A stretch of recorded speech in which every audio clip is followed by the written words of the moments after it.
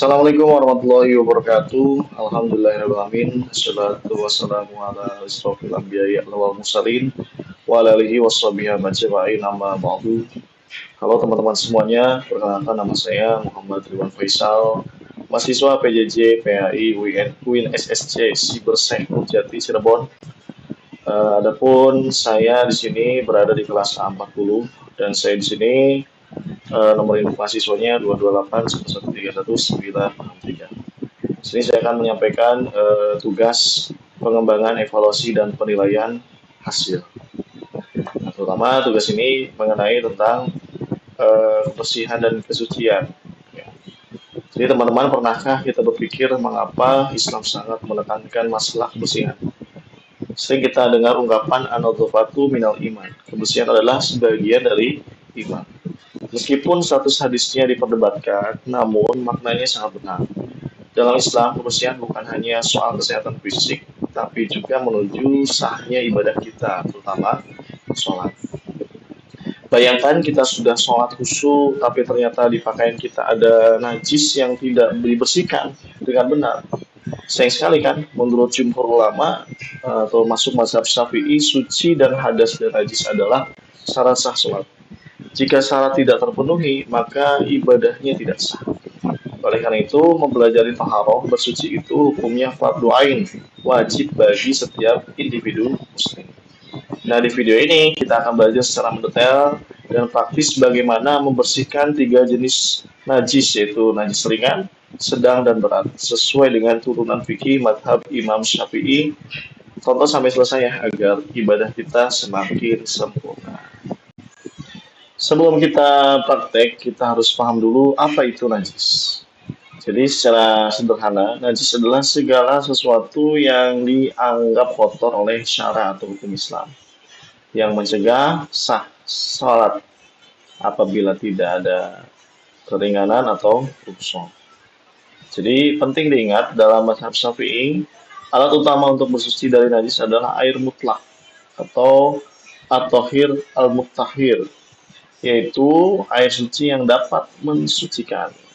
Contohnya ya seperti air keran, air hujan, air sumur, air teh itu suci tapi tidak bisa dipakai mensucikan najis. Nah, najis itu terbagi menjadi tiga tingkatan. Yang pertama yaitu najis mukhafafah atau najis ringan. Yang kedua yaitu najis mutawassithah atau najis sedang. Dan yang ketiga najis mughaladah atau yang disebut najis berat. Oke, mari kita bahas dan praktekkan satu per satu. Yang pertama adalah najis mukhafafah atau najis ringan ya tadi. Jadi najis mukhafafah itu dalam mazhab Syafi'i definisinya sangat spesifik. Nah, najis yang ringan ini hanya ada pada air kencing bayi laki-laki yang belum mencapai usia 2 tahun dan belum mengkonsumsi apapun selain air susu ibunya atau ASI. Nah, ingat ya, syaratnya bayi laki-laki di bawah 2 tahun dan dia hanya baru minum ASI saja. Jika bayinya perempuan atau sudah makan pisang atau minum susu formula, maka kencingnya masuk kategori najis sedang atau mutawassithah. Nah, kalau beda halnya dengan perempuan, kalau perempuan meskipun dia baru minum ASI saja, belum makan yang lain, maka itu sudah masuk ke kategori najis mutawassithah atau najis sedang. Nah, sedangkan bayi laki-laki yang sudah minum ASI, yang masih minum ASI, ya, terus dia makan, nah sudah makan nih, sudah dikasih pengganti ASI, ya, maka dia juga masuk ke najis mutawassithah. Nah, contoh ketika kita mensucikan najis bayi yang masih minum ASI atau belum makan makanan yang lain, di dalam riwayat itu dijelaskan Nabi itu pernah menggendong Hasan atau Husain, yang mana Hasan Husain itu belum makan, ya, belum makan maksudnya masih ASI, ya, masih minum ASI dari ibunya. Nah, ternyata ketika digendong Hasan atau Husain itu pipis ya di pangkuan Nabi. Kemudian Nabi hanya mengambil air dan tidak mengucap, hanya menyiram saja bagian yang terkena najis bayi tersebut. Nah, menandakan bahwa najis kencing bayi yang belum makan atau yang masih minum ASI, masih ASI dari ibunya saja, maka itu hukumnya najis ringan. Nah, seperti itu. Cukup ketika terkena najis itu diberikan air saja, disiram bagian yang terkena najis, tidak usah dikucek, tidak usah dibilas ya. Atau juga bisa diciprat-cipratkan saja, itu sudah bisa mensucikan najis tersebut. Atau juga bisa menyemprotkan sedikit air pada kain sebagai simulasi ya, sebagai kencing bayi itu ya, pada kencing bayi itu. Misalkan kain terkena kencing bayi laki-laki yang memenuhi syarat tadi. Cara mususnya sangat mudah, tidak perlu dicuci sampai mengalir dengan deras. Caranya cukup membersihkan air ke area yang terkena najis tersebut. Dalam kitab Fathul Qorib kalau nggak salah, dijelaskan syaratnya adalah air percikan tersebut harus merata dan lebih banyak volumenya daripada air kencingnya, meskipun tidak sampai mengalir atau tidak perlu syalan, ya seperti itu sayalan ya.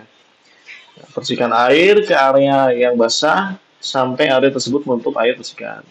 Nah, seperti ini cukup percikan pada area najisnya tertutup air secara menyeluruh. Setelah ini, kain sudah bisa dianggap suci.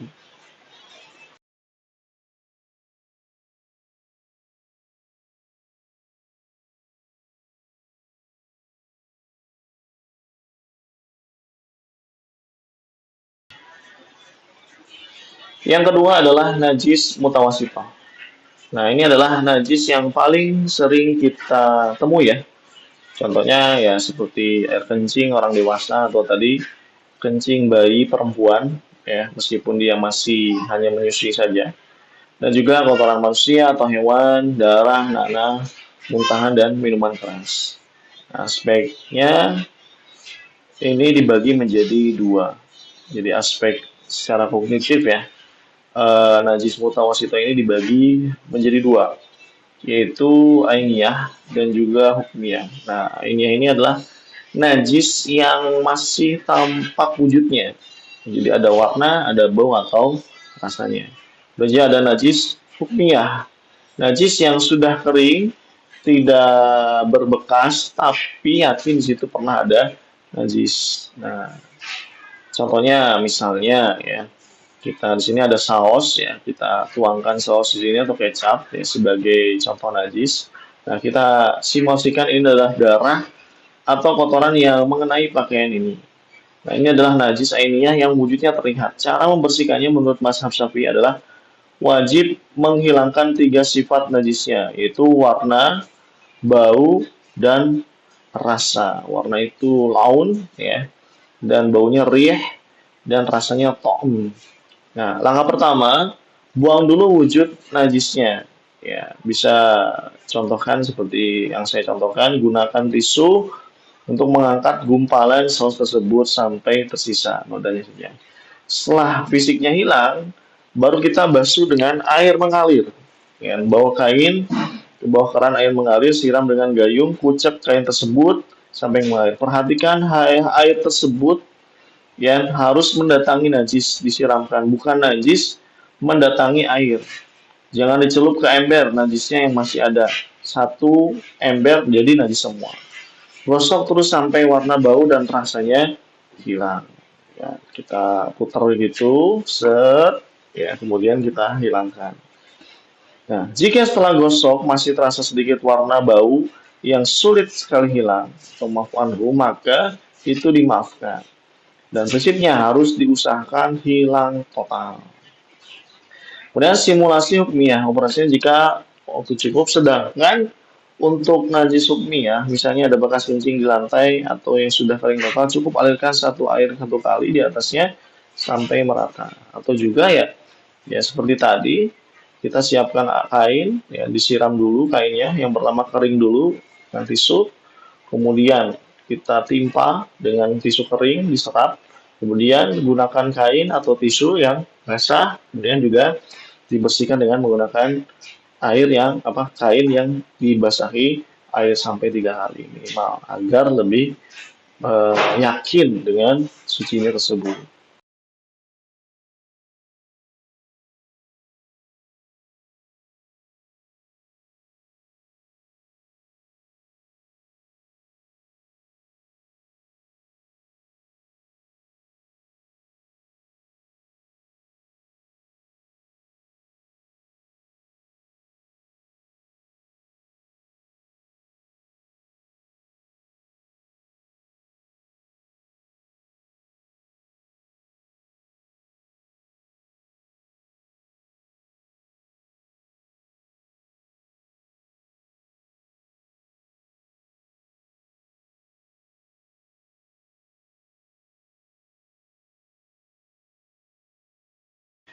Dan yang ketiga adalah najis mughaladoh atau najis berat, yaitu najis yang berasal dari anjing dan babi, baik air liurnya, kotorannya, atau bagian tubuhnya yang basah. Nah, teman-teman, cara membersihkan najis ini bersifat ta'abudi, ya, ta'abudi, atau bentuk ketaatan murni kepada Allah. Meskipun kita punya sabun antiseptik tercanggih saat ini, menurut mazhab Syafi'i itu tidak bisa menggantikan penggunaan tanah. Nah, siklus mulainya tunjuk satu titik di lantai. Misalkan area lantai ini terkantor jilatan anjing. Cara membersihkan adalah membasuhnya sebanyak 7 kali. Dan salah satunya wajib dicampur dengan tanah atau debu yang suci.